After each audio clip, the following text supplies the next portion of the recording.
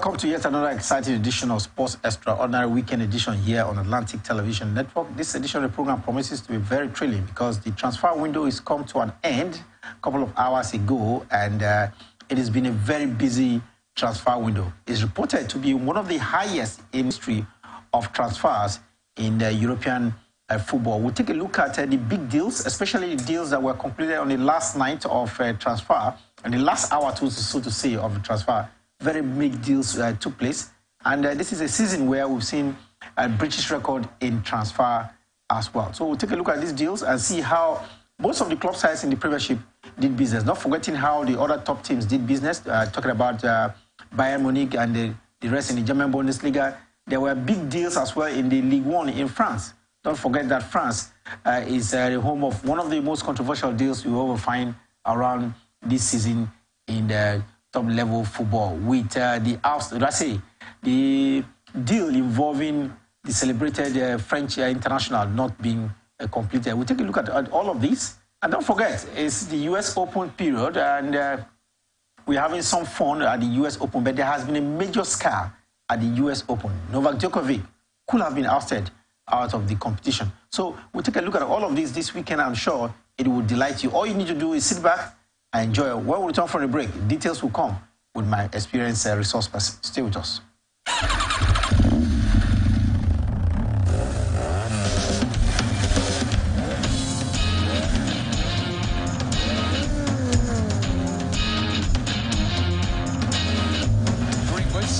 With the goal. Goalkeeper missed it. Fight for him. He does the right hand and down goes the ball straight away. Elsewhere. He's a oh, what a point to end it on. So now this is winner at the bench. And winner 12 years for this. So drink it in.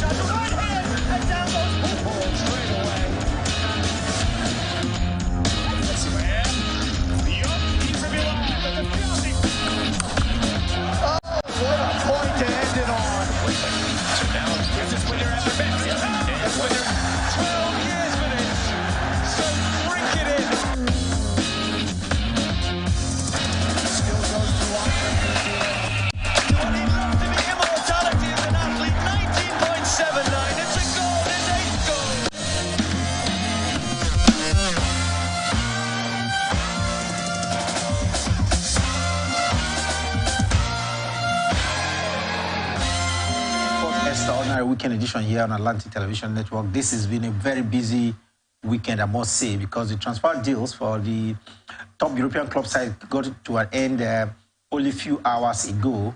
And besides that, we now know that one of the most followed league around the world, the Premiership, of course, Nigerians follow the Premiership so well, got involved in one of the highest transfer, in fact, the second highest transfer in history, after spending a record 2.3.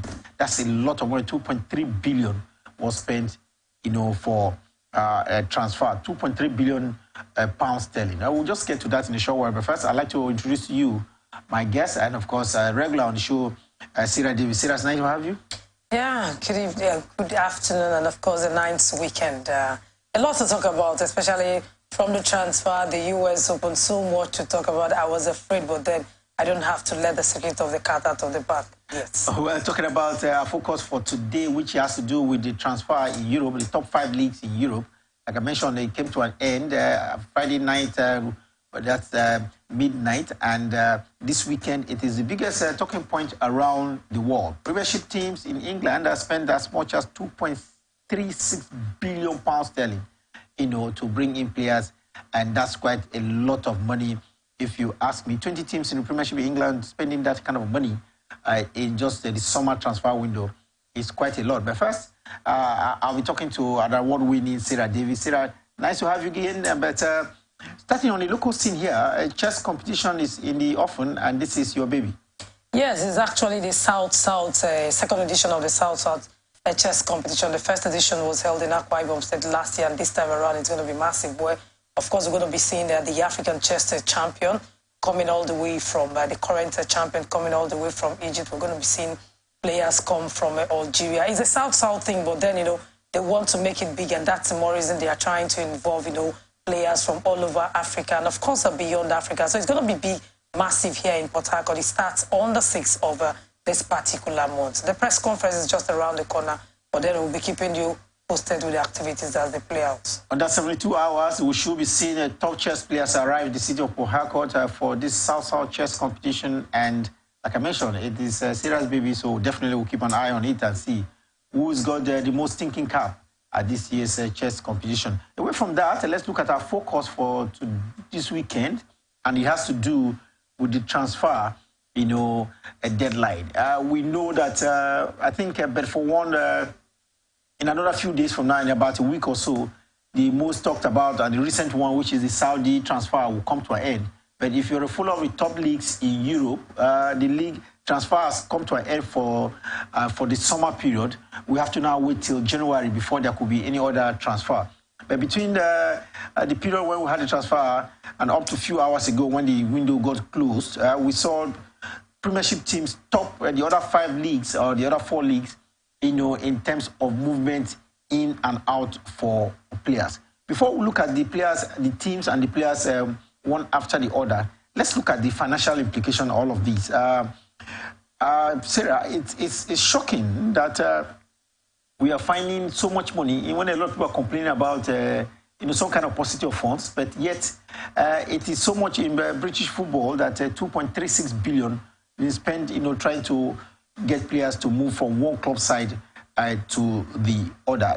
What do you think? I remember in 2021-2022 transfer season, after this period, the summer period, we saw 1.92 billion spent, but this time around, with over 440 million pounds, it has increased to 2.36 billion. Well, the summer transfer window is usually the most busy when compared to that of the January transfer window. So I'm not surprised about what I'm saying. And I think that's the more reason why the English Premier League is the most followed league in the world. They've spent so much, but then for some of the clubs, they are spending for me, makes no sense. But then, like you said, we'll definitely get into the club by club, and how they spend. But I think it's been one season where summer transfer window where so much have been spent, and there has been an increase when compared to the last season. We hope that some clubs will not get to be faced with financial fair play rule and all of that. Manchester City is still struggling to come out from the one they had and other things. But then we just hope that some of the clubs, because some of the clubs named the Blues and the likes have spent so much money. A lot of money involved in the transfer, players moving from one club side to the other. Like I mentioned earlier, we'll look at the club sides in the best possible way in terms of the ones that spend most and those that were meagerly or miserly in terms of spending. But overall, it wasn't strange. It wasn't surprising for me, because usually it is during the last hours of the transfer window that you get to see some of the biggest transfer. Because at times, you find some of the clubs just sit back, and then towards the injury time of the transfer window, you begin to see them. The window even gets even busier during the last hours of the transfer window. And, of course, we saw that play out. Talking about the last hour, what they call the deadline day in transfer, we saw it a couple of hours ago. And interestingly, £255 million was spent on the last hour of the transfer for the summer this period. This is a far cry from the 120 million that was spent last deadline day of transfer. So over 135 million increase in terms of transactions that were done on the last hour of movement, and that's looking very interesting because the money keeps increasing and depending on the hour. And coming to the last hour for deadline day, so much money was spent in the Premiership in England. Cyril, I even fear to pronounce the amount of money because sometimes I feel if I get to pronounce the amount that is being spent, I could just faint. I wish. You won't faint. You won't faint. It don't convert it to naira. The money is just fat. No, we don't have to. Let's just leave because it if you convert it to naira, it then means somebody has to die and wake up to get that money. Well, let's look at it first before we go down to the brass tacks. We have top 5 leagues in Europe. Of course, the Premiership in England, there is the La Liga, there's Serie A, there is a Bundesliga and the League One. You know, these are the top 5 leagues in Europe. But we've seen a situation now where the Premiership in England keeps taking the first place position. We've seen them in the first place position as compared to the La Liga, which has come second in terms of most spending, you know, at this summer transfer. I think the last transfer we saw the La Liga, you know, spending more than the English Premier League, and this time around the English Premier League have overtaken that. And I'm sure that's because of the competition being set by Manchester City. Everything wants to ensure that they beef up their team to ensure that, you know, they overtake Manchester City. Manchester City still remains the team to beat, and I see the reason why every other team, if you had given chances to some of the clubs, you know, the likes of Manchester United, I'm sure they will want to spend more. But then, unfortunately, they have a lot, you know, in their hands. They have a lot of distractions, and so which has affected, you know, them spending much. Look at Liverpool. They had to wait for a very long time during the transfer window when the window was open before they started making 1 or 2 signings. But overall, it's been really massive for the English Premier League side. And for the La Liga, taking the second position wasn't a surprise one for me because if you ask me, if you have to, we have to go by my rating of the top European leagues, I would want to see the English Premier League as number 1 and then the Spanish La Liga as number 2. And I'm sure that's why the spending had also been like that. The English Premier League taking first, the La Liga taking second, and other leagues follow. Talking about the transfer business coming to an end and how the teams have spent money, we keep looking at the Premiership in England as a team that spend most of the 5 leagues in Europe. And something interesting here, we've seen them, they spend money to buy players, and we've seen them as well receive money, and they have received more, you know, as well than the other leagues in Europe. We saw them at the summer window, you know, receive as much as £550 million, and this is a record period because by this time last year they received about £210 million from transfer. Talking about Premiership club sides, this time around they even received more money, you know, from the other European teams, you know, paying, you know, to take English players to the tune of £550 million. No surprises if you ask me. Like I said, you know, earlier, the English Premier League is the most watched league, the most hyped league. And so players are being seen week in, week out. And of course, it makes it even easy for other clubs, you know, to look the way of the English Premier League. And I'm sure that's the more reason they've done, you know, all those, you know, selling. I mean, they've been able to sell more players.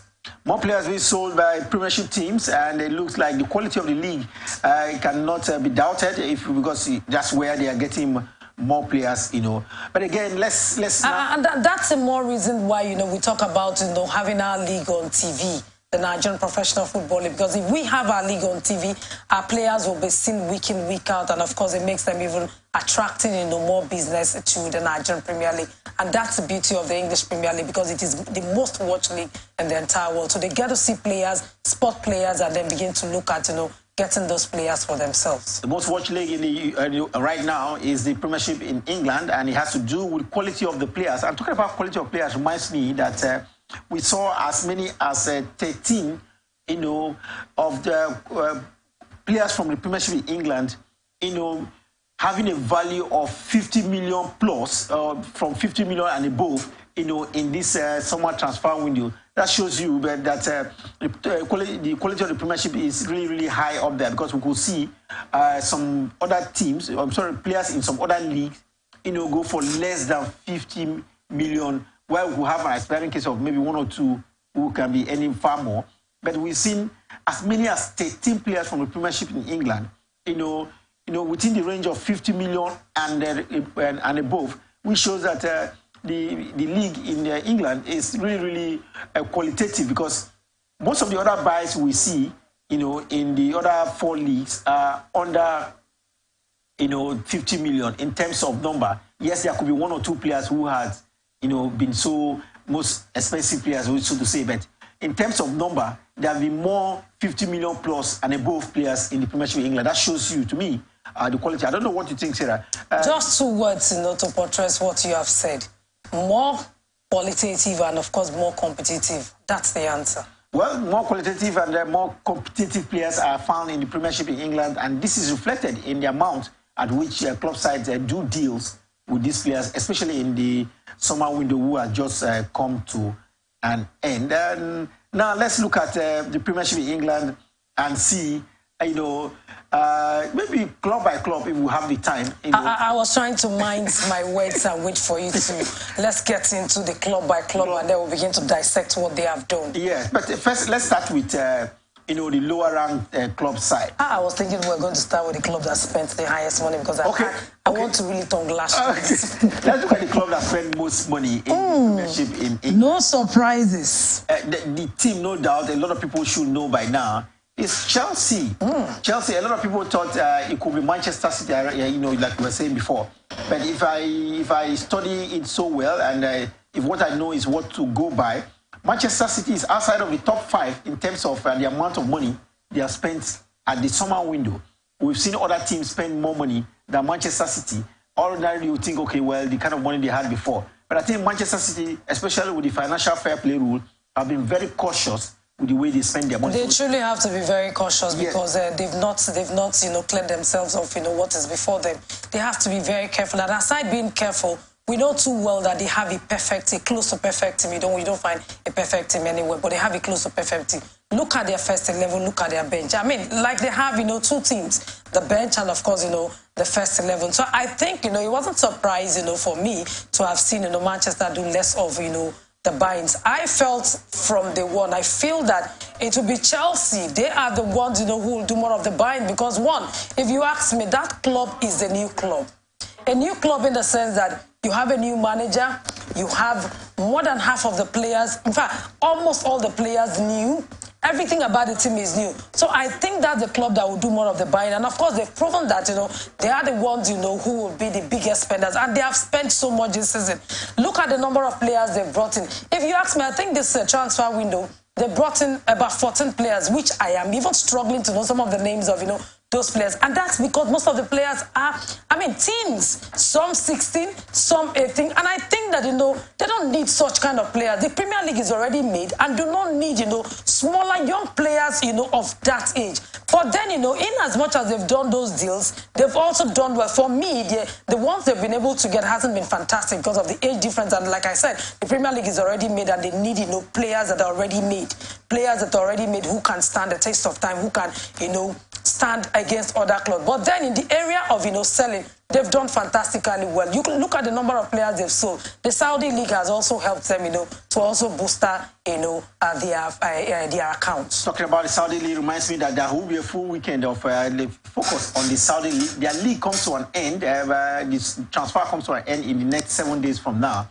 So definitely we'll take a look at how the impact of the Saudi League. But first, looking at the Premiership in England, we talked about the team that has spent most in the Premiership in England, and it's no secret that it is Chelsea. They have spent highest in terms of amount of money spent in British football. Yes, British football, they have a record right now with Moses Caicedo coming all the way, from a relatively average team still in the Premiership in England, Brighton, coming to Chelsea now for a record fee of £115 million sterling. That is mind-boggling. It's never happened before in British football. He is the highest, and that is the record now in British football. From Colombia, right? Yes, I'm sure, the fact that they had to struggle with Liverpool was one of the things that boosted, that increased his price tag.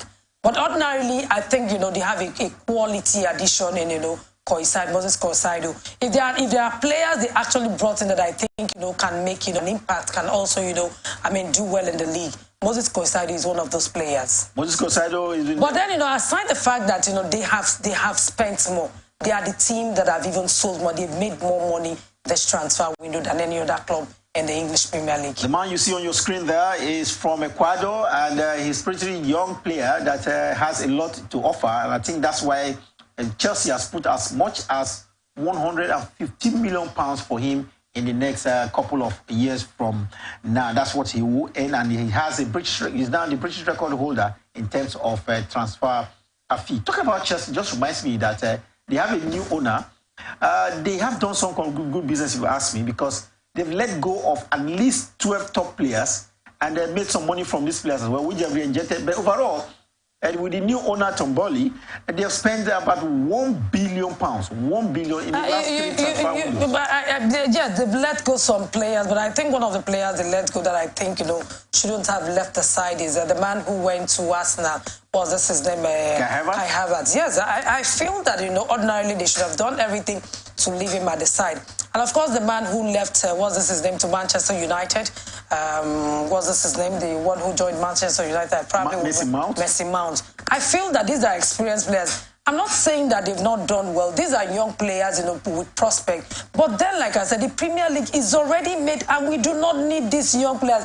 You need a blend of, experience and, of course, youth to get the result. And the English Premier League is a big market, a big place. So I feel that, the players they got, yes, they are, players that probably, will do well in the future. But given what they played, given their antecedent last season, I felt they were going to keep some of those experienced legs and then, get some other players, not within the teens.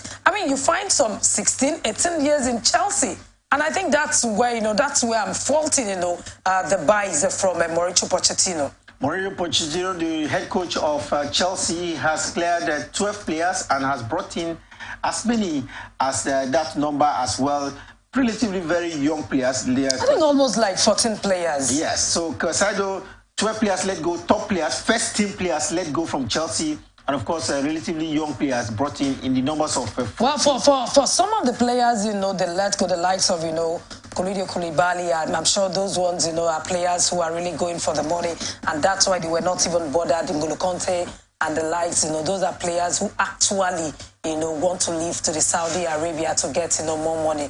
Probably going for retirement benefit, because I don't see any reason why a player who has career. But then we've seen that happen. Remember very well, Oscar some years ago, left for the Chinese league probably because of money. And I felt, that player was just too young. And you can imagine, for how long have we heard about, Oscar? He's just gone instinct. Well, talking about players' movement, and we talked about the record, signing for this season in the summer period to be Moses Caicedo from Brighton FC to Chelsea at the record fee of £115 million, and that's the very highest. And the second highest so far this season is Arsenal buying Declan Rice from West Ham for £105 million, just £10 million difference between him and Moses Caicedo. Well, Sarah, you're spotted with an Arsenal shirt. Maybe that will speak volume. But again, I'm not an Arsenal fan anyway. I wear jersey as long as it's fine. I just have to Rice with £105 million, the second highest so far in the Premiership in England this season. Well, Chelsea, Arsenal have done pretty well. We remember in 2019, that was the very first time they broke the bank. They were spending huge. I think that was for Pepe, where they spent about £75 million. £72 million. 75? Yes. 75. What's 75? And of course, they had to pay in installments. But then this time around, they had to pay, they had to pay very well for Declan Rice. And of course, we've seen his contribution.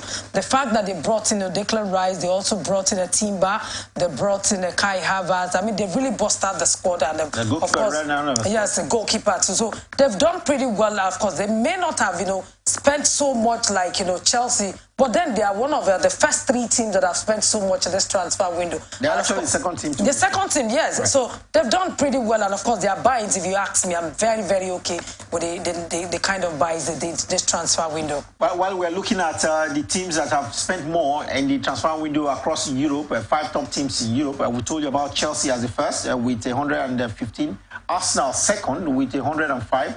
Then across Europe, we've seen Bayern Munich, yes, no, just before Bayern Munich, we have Real Madrid has spent as much as £88.5 million, trying to acquire the services of Jude Bellingham from his club side in Germany, Borussia Dortmund. Well, that was one big transfer that Real Madrid actually did. Of course, we know why they had to do that when their danger man was actually leaving to play elsewhere. They had no choice because they were in dead need of a striker, and that's the more reason why they were really looking at that long, protracted, transfer saga you mentioned, while we started. But then I'm going to leave all of that until you introduce it. But then it's a good buy, a very good buy for Real Madrid. And of course, the man got there, and of course, and I think his first 1 month, he was crowned the player of the month and all of that. He started on a good foot. Jude Bellingham, with a cost of £88.5 million from Borussia Dortmund all the way now to the top club side, the most recognizable club side in Europe, talking about Real Madrid. And the man you see on your left side of your screen there, talking about Harry Kane, it's actually the fourth most highest signing this season across Europe. He's been signed from Torino Hotspur at the cost of £86.4 million, and that makes him the fourth highest signing so far this season. Harry Kane, prolific goal scorer. He has been through all of it in the Premiership in England. He didn't get to win a trophy. The lure for trophy, we are told, has moved him to Germany, and Bayern Munich is where he's. So far, he started scoring goals, paying part of this £86.4 million. I think I even used the right word for Harry Kane for Mbappe. That was a mistake. It is actually Harry Kane that had the longest protracted transfer saga in world transfer. Well, the good news is that, he actually wanted to move to somewhere where he can be winning laurels for himself. He hasn't had, club trophies. And of course, Bayern Munich is one place that is sure, by the grace of God, that he can, win laurels in his first season with the side. That's if they do well. But the good thing is that, like you said, he has already started justifying his price tag, by scoring goals for them. We hope that it goes the way, things are right now for Harry Kane. He's one player that we all want. I mean, football fans who want to see him at least win a club trophy at the end of the season. Club trophy expected from Bayern Munich, and man, they are talking about Harry Kane. He is expected to deliver the goals for Bayern Munich. And we'll have to stop at just the 5 top highest, in terms of the transfer this season. And the 5th one is coming all the way from Manchester City. We know of a player from RB Leipzig. His name is Josko Vardiol, who moved to Manchester City. This is the 5th, and of course, the highest put out by Manchester City this season in terms of players' movement. He costs as much as £77 million. They've spent less, and for me, like I said when we started, it wasn't a surprise for me because they have an already made team. And for me, I do not want to see any player, playing for Manchester City as a superstar, because Pep Guardiola is a fantastic tactician, and of course, any player who gets to Manchester City, for me, automatically becomes a star. And until they leave Manchester City, that's when I'll begin to see them. If they are doing well with any club they move to, that's when I'll begin to see them like superstar. But then they've gone, quietly doing business, and of course, they did less business during before the window ended. The window closed. Time for us to take our first break, but when we return from the break, we'll take... Mr. Cyril, I wouldn't want us to go on this break if we don't talk about transfers concerning Nigerian players. We have to talk about transfers. We're taking our first break. We definitely will return to look at because transfers. we must come back home. One look at transfers, especially it concerns Nigerian players as well. For me, the league is very erratic in terms of kick-off date, but again, we'll look at how players have moved there. But when we return from the break, we'll look at the lowest transfer deal in the Premiership in England, and of course across the other top teams in Europe as well. Time for us to take that break. We'll return with more exciting stories for you. Stay with us.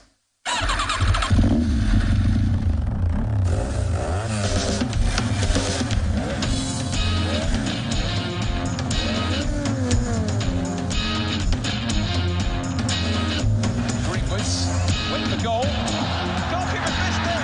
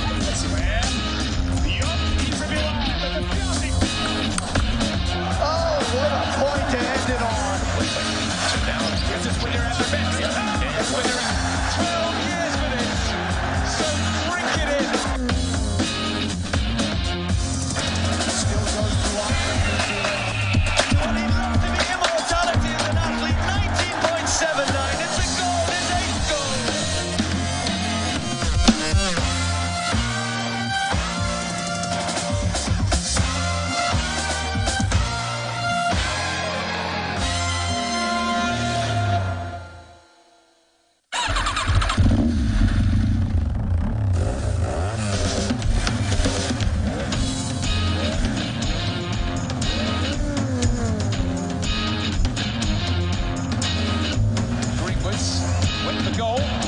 Goalkeeper missed it. He does a right hand, and down goes Paul straight away.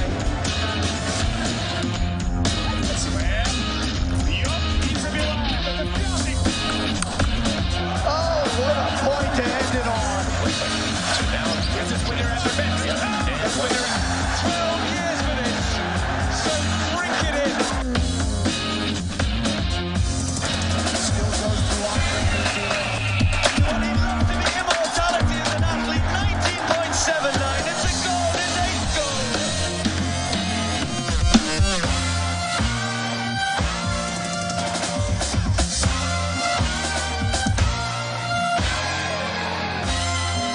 This was extraordinary here, weekend edition at the Atlantic Television Network, and we're keeping you posted with the latest happening as it concerns transfer in Europe, because it is concluded for the summer. There will be no more transfer of players from one club side to the other in Europe until the January transfer window. And we've seen record deals, British record of £115 million come through at the just concluded summer window. Time for us to look at what looks like the lowest fee in terms of transfer. Because of time, we'll just look at the highest and the lowest. And the lowest, Sarah, we've seen the highest to be 115 in the Premiership in England, where most deals have been done. And the lowest is just about 9.5 million coming from Luton, one of the newly promoted teams to the Premiership in England.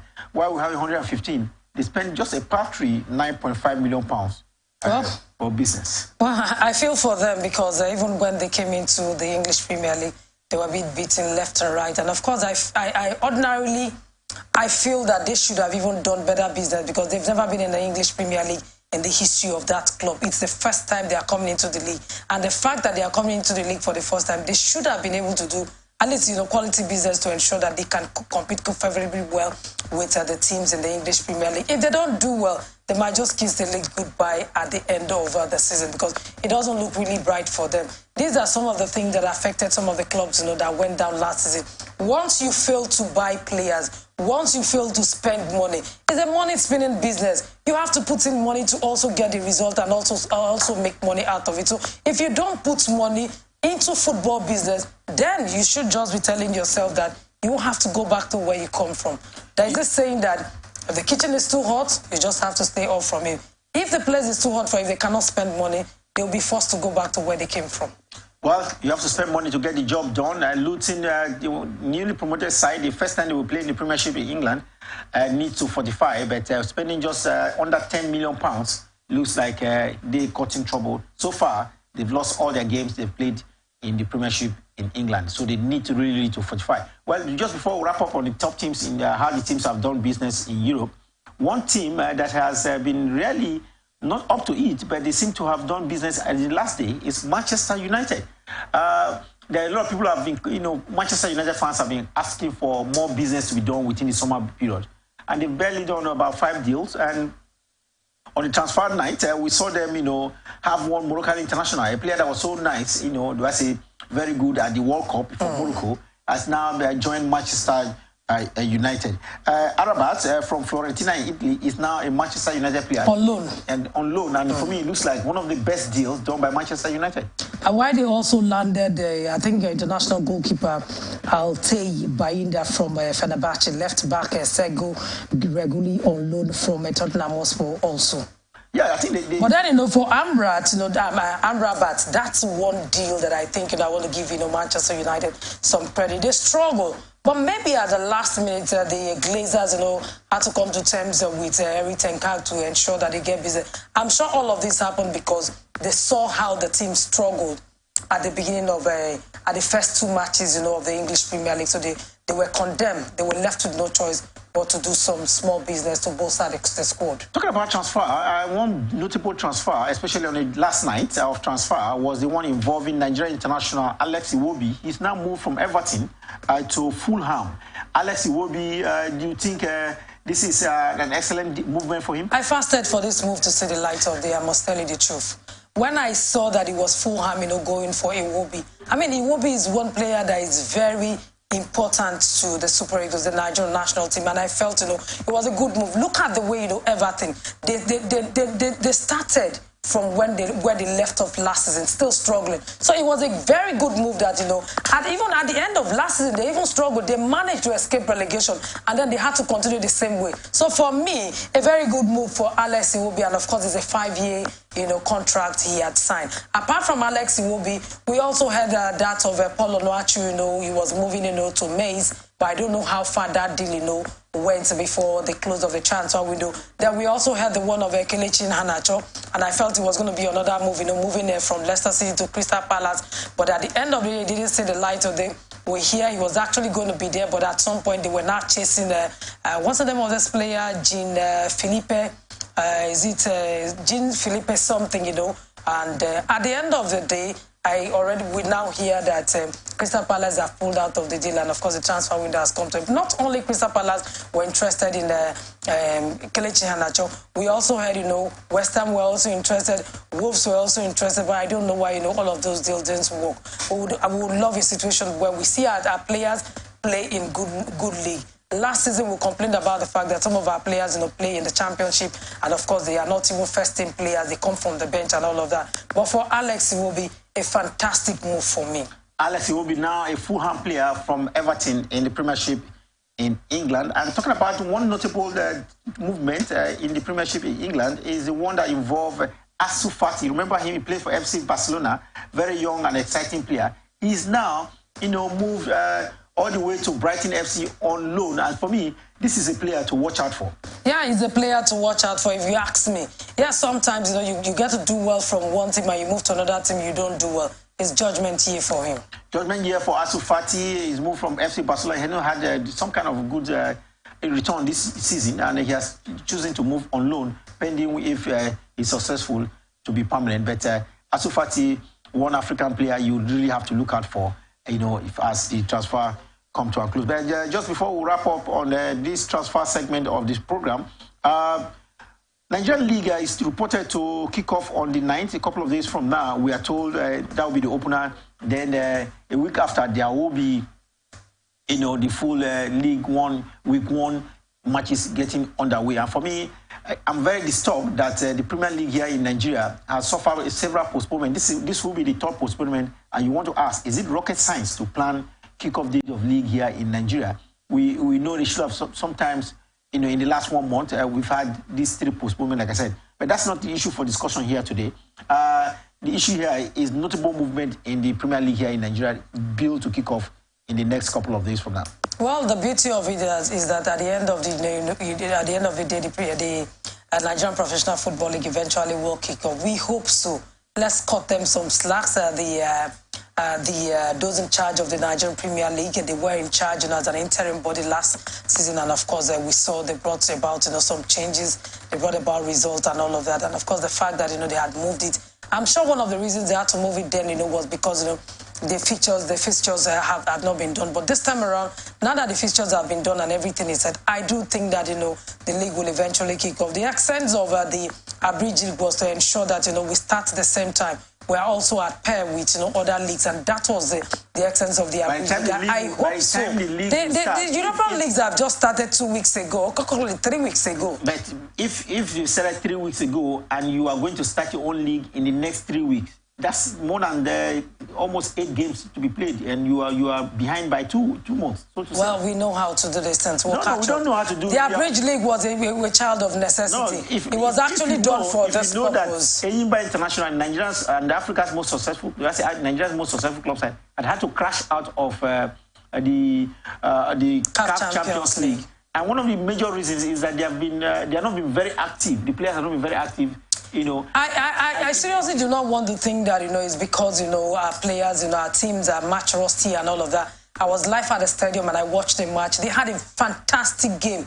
I don't know. Like I always say, there's an amount, there's some portion of, you know, there's an amount of luck you need to excel. They had, you know, goals that were just too good to be near miss. I don't believe. I mean, we saw this thing. I don't really believe in luck. If I I do. No, I don't believe in luck. You do your homework, but there's some level of luck. You also need to excel. If you play several games and this mistake keep occurring, the coaches will find a way of solving that issue. I think one of the problems, that affected Eyimba was also the fact that they had their coach and assistant coach off the bench because they say Finidi George does not have a CAF license. Yes. Yes. So for me, I do not even blame CAF for doing that because you cannot use a CAF license to go and coach elsewhere in Europe. So if CAF is saying that was the reason why Finidi George had to be off the bench, it was very okay for me.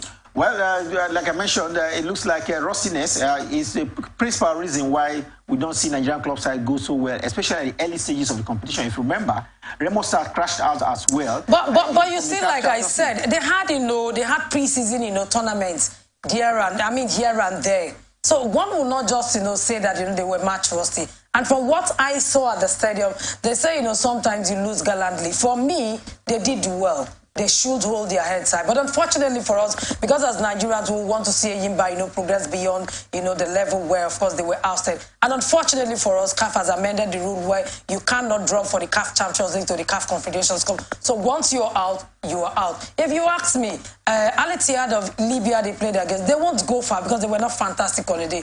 Luck was on their side. Well, let's hope that the Nigerian league will get moved. And talking about players' movement, Sarah, can you boil it down to put it down to a spectacular deal we've seen so far for players' movement in the 2022-2023 season here in Nigeria? I don't get your question. I'm looking at a standout deal amongst players, from the 20 club sides playing Premier League football here in Nigeria. Well, I'm worried when we talk about, a transfer for our league here. But then this time around, we were notified when the transfer window opened and we hear our transfer window will be closing sometime, is it this September, October and all of that. Week. But then, for me, it's good. But the unfortunate part of it for me is, which is one of the reasons why we don't do well on the continent, is that in a particular season, we come back from the break and then in a particular season, you see a team overhaul almost all the teams, like 18 players, 20 players, and then you expect to do well. And most times, most of these clubs that do this are clubs that play on the continent. So what are we even saying? Somebody even mentioned that the fact that we played at Bridge League, that was why we didn't do well. When Aqua United played on the continent, that was in 2000 or 220 or 221. It wasn't an Bridge League, it was a full-blown league. And then they crashed out just like, Eyimba did. So I think there are a lot we need to put together. And like I always tell people, everything about us is wrong. If we have to begin to get the results right, we have to start from our administrators. And until we start from our administrators and getting things right, avoid compromise, unnecessary compromise, we will not get the best team to represent us. A lot is wrong with our football. And I hope that this particular body in charge of the league will bring about some changes. The good thing is that, they've been able to get sponsors, and we hear that, the company, sponsoring the Nigerian Professional Football League, they have increased the referees, indemnity to about 30% and all of that. We're seeing changes season in, season out from last season when they came in as an interim body, and now they are an authentic body, a legalized body. We hope we see more of these changes. I don't want to be, carried away by having what they call strategic partners who have brought in more money, for the running of the league. Especially. But you need money. Yeah, you need money. But again, first you have to look at the product. The product is the league itself, the players. The matches. When you don't have, concrete date to say this is the day the league will kick off, and stand by it, do everything, then it becomes a problem. That's the main product. We will definitely get there. We will get there. Because right now, teams can't even plan to say, okay, we're in camp for 1 week, we're in camp for 2 weeks. It took the teams in a very long time to even know their first first opponents. Yes, why would But you see, let's cut them some slack. We will definitely get there. Because the truth is that if they are doing well, they have brought in some innovations. I agree with you. But they came in for the first season, the organizers, and they brought in some innovations, which are applauded. Let me say here, Sarah, these same people who are in charge of the running of football here in Nigeria have been in with the Football Federation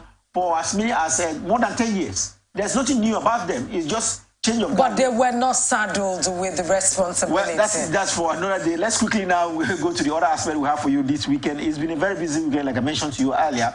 apart from the transfer business coming to an end this weekend, the US Open is the 4th Grand Slam in tennis, and this is the biggest tournament you want to see.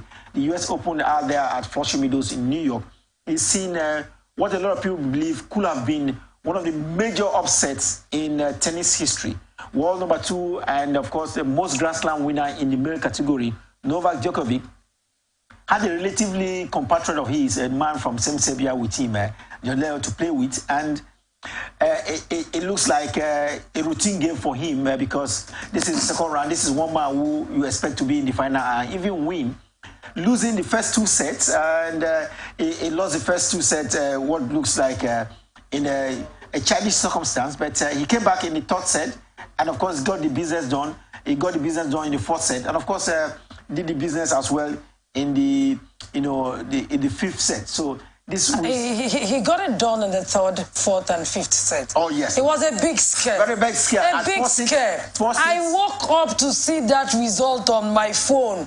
Novak was losing the first 2 sets, but then in the 3rd set I saw 6-1, and I said, I know him. The Novak I know will come back. Why will this guy just come and upset my Novak? And then, of course, my sleep cut. I had to be awake. I was monitoring that. I was monitoring. And eventually, he came back. You see, you cannot use money to buy experience. Once you have that experience, it is only a man who is experienced that can come back having lost the first 2 sets. But then, that's Novak Djokovic. Novak Djokovic, world number 2. Having enough gas in his... And then, you know, there's something I want to even talk about. You just mentioned Novak Djokovic, number 2. Before the kickoff of the US Open, we had heard, you know, looking at, you know, the point difference between himself and Alcaraz. It was supposed to be that after the first matches of the round 1, he was supposed to take over his number 1 position. But I'm surprised that he's still world number 2. It's world number 2. Maybe I have to look at the points. That's where I was going. In points matters a lot, and he had to. And talking about him losing to Balin Jere from Serbia, he lost that one, like you said. Fellow Serbian. The fellow Serbian 4-6. Interestingly, they are training partners. They train together, and they double partners as well. So I think he knows him very well. We saw the young man who seated number 32. And I'm sure the guy studied him very well, and that was how he was able to take the first 2 sets. First set, 4-6, 4-6. But we saw 6-1, 6-1, and then the major one in the 5th set, 6-3 out there. And in terms of 5 sets, don't play 5 sets with Novak Djokovic. He has won 38. He has lost only 11 in his career, so he has more when it comes to the 5th set. Maybe we have to call him a grandmaster. And he's saying that the others have to watch out. The rest need now to know that there's return of Novak. Remember, he was not there at the last edition because of COVID. And now he's COVID back. status, COVID vaccination status. Well, let's hope that Novak Djokovic will continue to show. But again, there is the young Spaniard, out there, world number 1, Alcaraz, who is still trucking on as well at the US Open. Talking about US Open reminds me of, is it 41 or 43-year-old Venus Williams haven't crashed out in the very first game, coming into as a wild card. One should think that Venus Williams now should think of retirement. No, she should have thought of retirement, but, you know, the love for the sport. And sometimes, like I told Kingsley when we were on the show together on Thursday, I told him one of the reasons why you see Venus Williams still coming around, I'm sure she should have been able to use her tongue to count her teeth, knowing fully well that you have to leave the ovations when the stage is still very loud.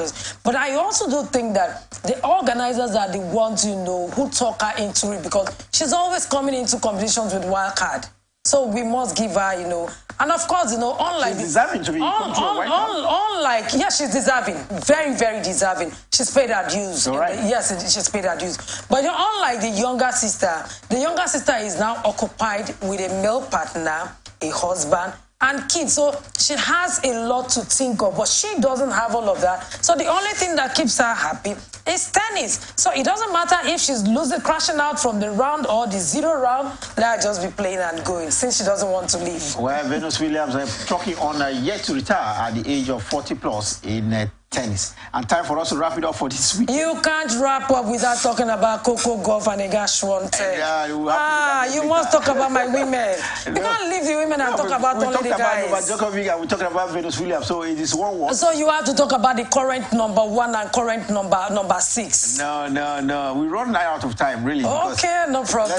But we're just hoping that, Iga Swiatek and, of course, the Coco Gauff, will keep the fire burning and keeping the women's game, bringing about that consistency in the women's game. Number 1, Iga Swiatek, still there at the US Open, and Coco Gauff. She had an easy ride. Having a very difficult game coming up in the next few hours from now. But time for us to wrap it up. And our sports extraordinaire will be, no doubt, Moses Caicedo from Ecuador, who is now the British record holder in terms of transfer at £150 million playing for Chelsea, leaving Brighton FC. That man, he has a lot on his plate. He's yet to assert himself, but he is known to be a midfield general.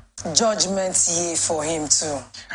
Well, that will it for this edition of Sports Extraordinary. Definitely we'll be back next weekend with yet another very exciting edition. Until then, remember, peace and unity are clearly pathways to progress. Always enjoy here on Atlantic Television Network.